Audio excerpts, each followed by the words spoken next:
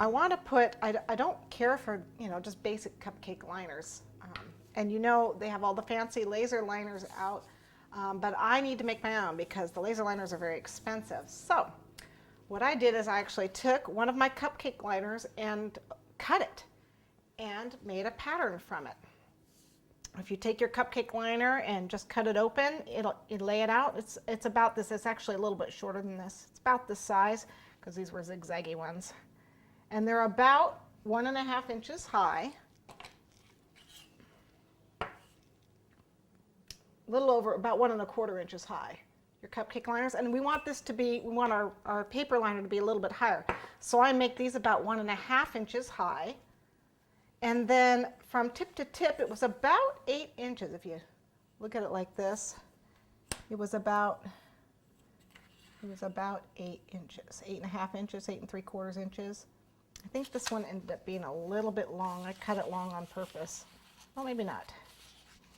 So it's about 8 3/4 inches. And it does depend on how much you fill your cupcakes too. But if you go from tip to tip, there we go. This one looks like it's actually almost 9 inches. However, each cupcake is a little bit different.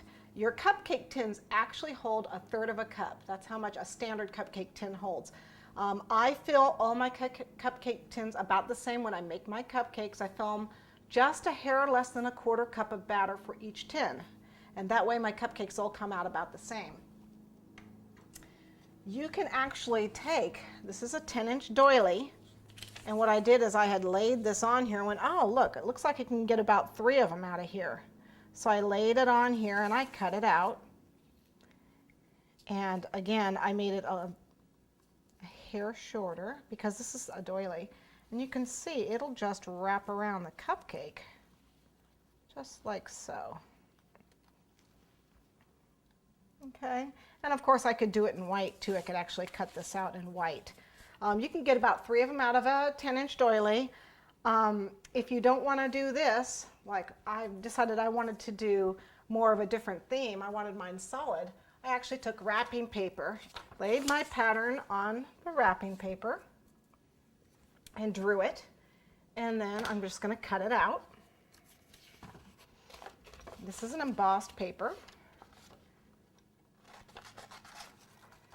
Okay, so there you can see I cut out. Now the top, I actually want to have a decorative top. And they have these decorative scissors for scrapbooking. As you can see, they have different styles. This is just a lumpy one. They have zigzag ones. They have, boy, every design for cutting that you could ever want. Depending on your occasion, I just wanted a plain zigzag, plain scallop. So I'm going to go ahead and cut it out using these scissors. And I want it to be about 1.5 inches high. Okay, so that looks about right. And again, just take it on here. Cut a plain one first and measure it and make sure it's right. But this looks like what I want. And I can actually take some of these punches that they have, especially if this were like birthday paper, and you just press it on here and punch it out. And you could get some really cute designs. There we go. And they're really neat because when you put it around, the little spiral part sticks out. It's cute. Okay, but we're just doing plain. Okay, this is the inside. This glue, it's purple, but it turns clear when it dries. So you can use double stick tape too if you want. Just wrap it around